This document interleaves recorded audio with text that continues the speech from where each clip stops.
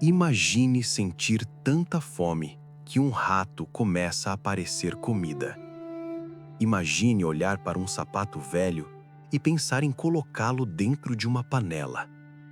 Durante a Idade Média, isso não era uma história exagerada. Para milhões de pessoas, a fome fazia parte da vida.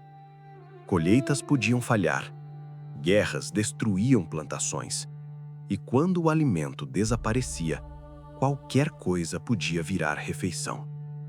Animais pequenos, ervas desconhecidas, até pedaços de couro fervidos em água. Mas o mais impressionante é que enquanto muitos lutavam apenas para não morrer de fome, outros viviam cercados de banquetes. Para entender isso, primeiro precisamos olhar para a alimentação normal das pessoas comuns na Idade Média.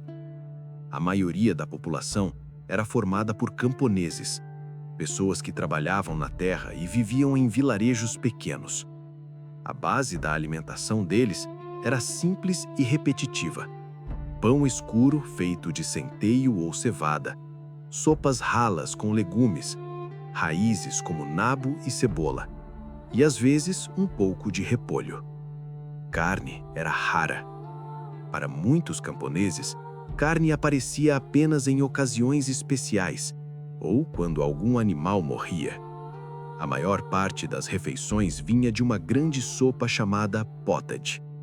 Era uma panela que ficava no fogo por horas, às vezes dias.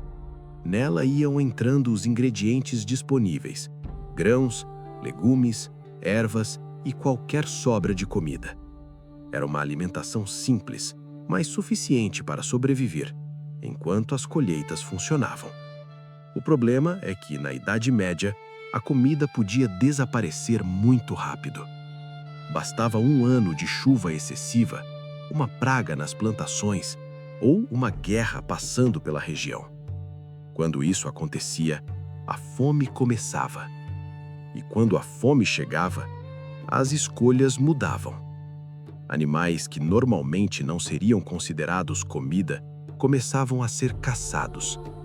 Ratos podiam ser capturados nas cidades e assados no fogo. Corvos e outros pássaros também acabavam na panela. Plantas desconhecidas eram colhidas nos campos. Grama, raízes selvagens e folhas amargas eram consumidas apenas para enganar o estômago. Em situações ainda mais extremas, até objetos podiam virar alimento. Durante períodos de fome severa, há relatos de pessoas fervendo pedaços de couro, sapatos velhos, cintos, bolsas.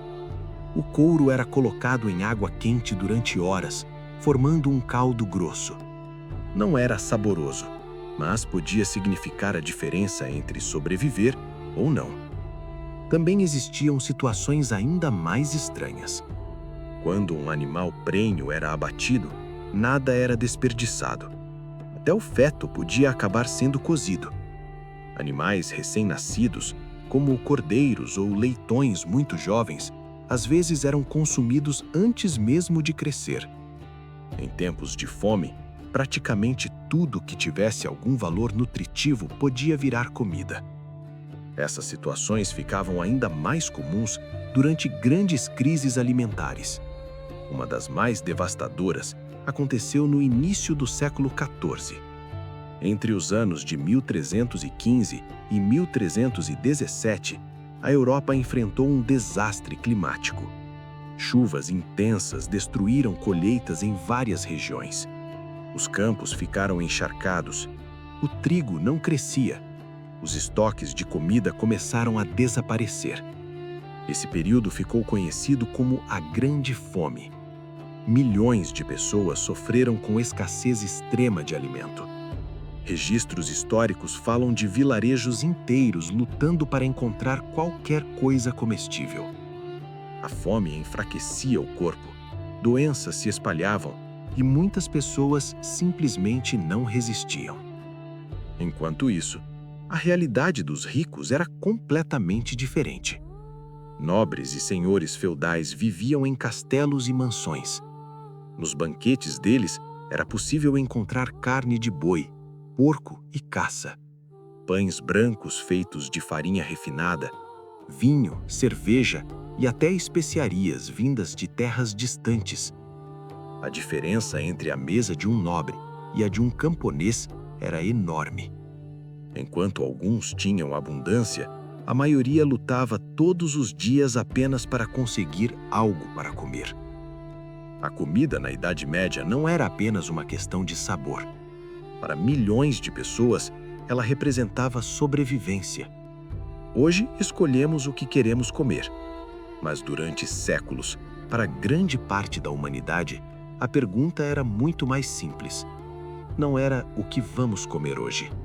Era apenas se haveria alguma coisa para comer.